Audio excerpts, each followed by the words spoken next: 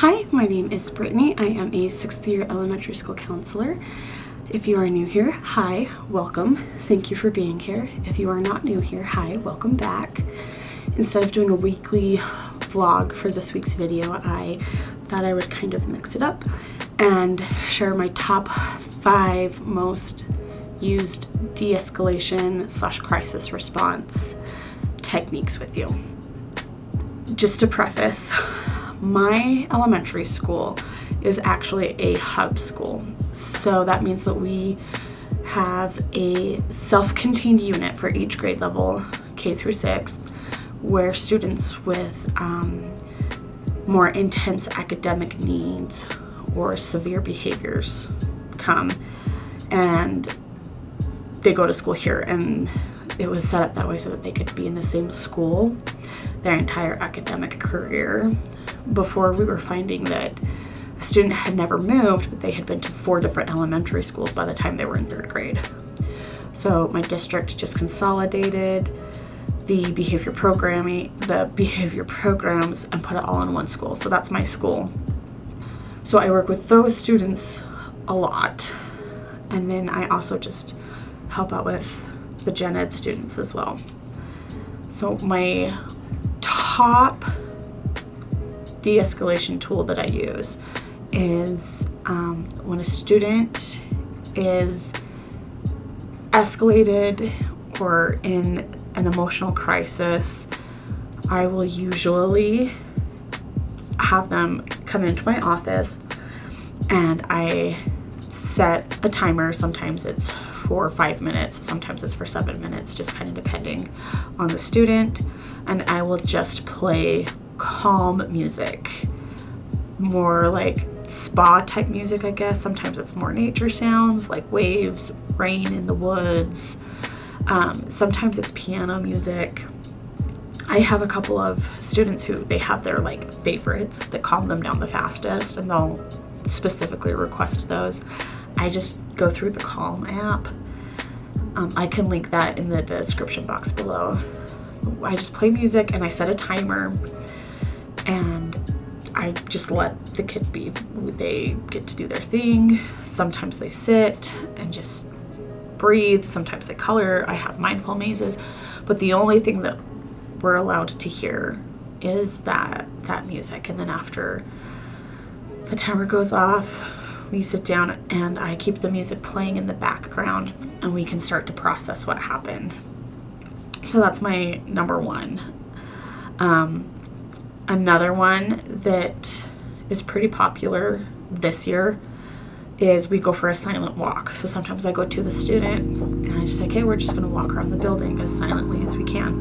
And we just go for a walk and we just do a loop. And it has to be quiet until the student is able to breathe calmly and they're able to tell me that they're ready to talk.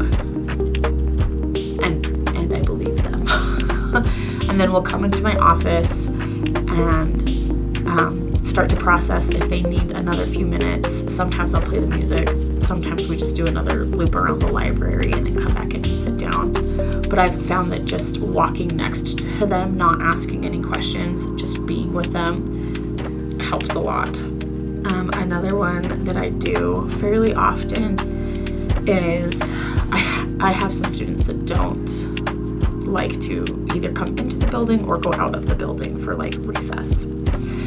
And what I do is I sit down next to them and I say, okay, I get you don't want to talk, you don't want to acknowledge anything right now. I'm going to give you 3 minutes. And in 3 minutes, we're going to go where we need to go. So I set a timer on my phone and I just kind of put it down out of their reach, but where they can still see the timer going. And I just sit there.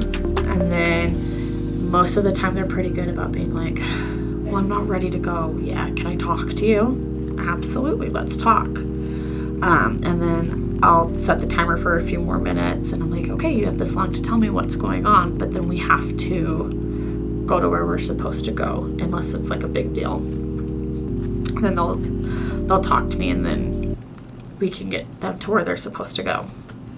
Another one that I do is when kids are in my office and they're just freaking out.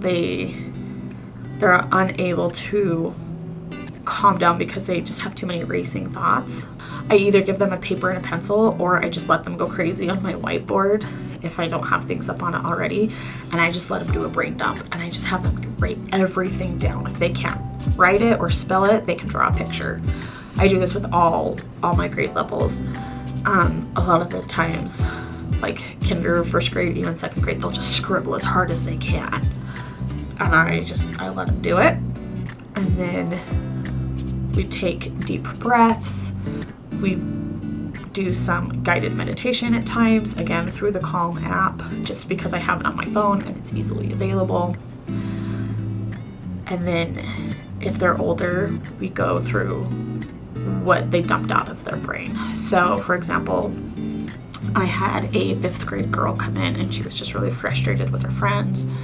She was having an emotional crisis, and so I just had her write down everything that she could think of on the whiteboard. And then we did some breathing. We did like a 2-minute meditation, and then we looked at the board, and I said, okay, which one's bugging you the most? And she pointed to a couple different words, and we processed through what was going on. We did a little bit of role playing, so she could see things from someone else's perspective.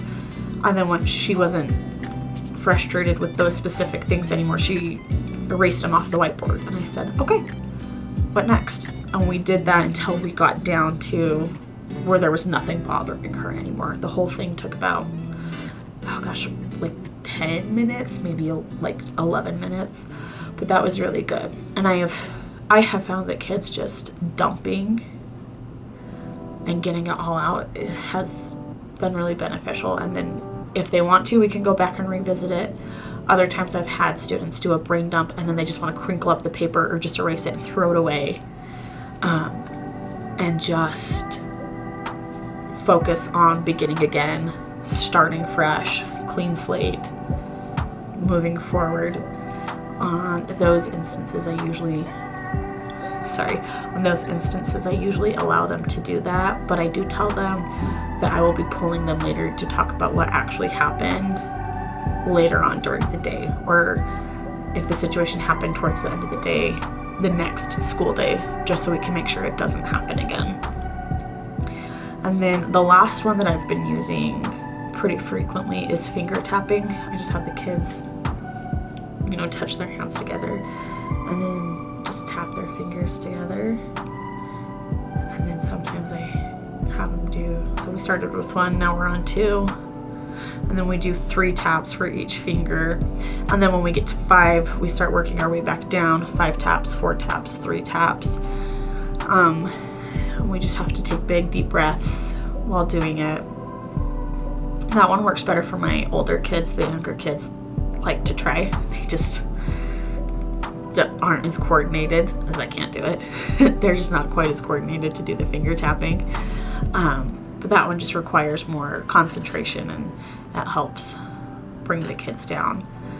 And then after I've used any of these techniques, I always go through and process what happened with the student, talking about what happened before, why they were feeling the way that they were feeling.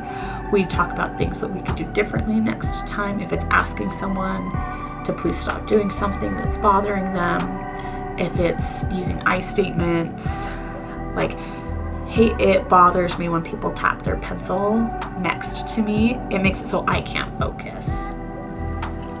Can you please stop? We really practice those I statements, not putting blame on anybody else. Oh, I'm feeling uncomfortable with this conversation, I need to walk away. And then with some of my more frequent flyers, I usually will check in and be like, hey, I noticed that you were doing your finger tapping earlier, or that you asked your teacher for a break and you you took the long way to the bathroom and then you came back. I'm really proud of you for doing that. And these are just strategies I use with all students, not just the kids that I see for individual sessions. I use a lot of these in my individual sessions with students, but they have, we come up with more tools for them specifically. But I try to remind the students and encourage them, like, hey, remember what worked last time, let's see what you can do. And then I let the teachers know, hey, the music really helped. If you want to just let them listen to music on your phone, or if you just want to play it in the classroom when the kids are supposed to be writing is really hard for this kid. If you play this calm music that they like, it helps them to be able to de-escalate and focus on the assignment. Sometimes I tell teachers, hey, you know, this kid just getting up and walking to the back of the classroom to get a drink of water and coming back to their seat is a really helpful thing to help them with their emotional management. Just different things like that. I try really hard to tell the teachers what's going on, what's worked, what hasn't worked. I have this one student who hates the music, hates it. We don't do it. We go on silent walks. I'll set the timer. They have 3 minutes until we have to move somewhere, like out of the doorway. And then we'll come to my office, and then they can sit for a little bit longer until it's time to talk. So I let them know, oh, this strategy does not work for this student. Don't try it. Yeah, so those are my top 5. Playing the calm music, going for a silent walk, setting a timer for a specific amount of time, and just letting the students see it to count down until it's time to move on, doing a brain dump, and finger tapping. Thank you for being here and for watching. If you found this video helpful, please make sure to like and subscribe, and I will see you all next week.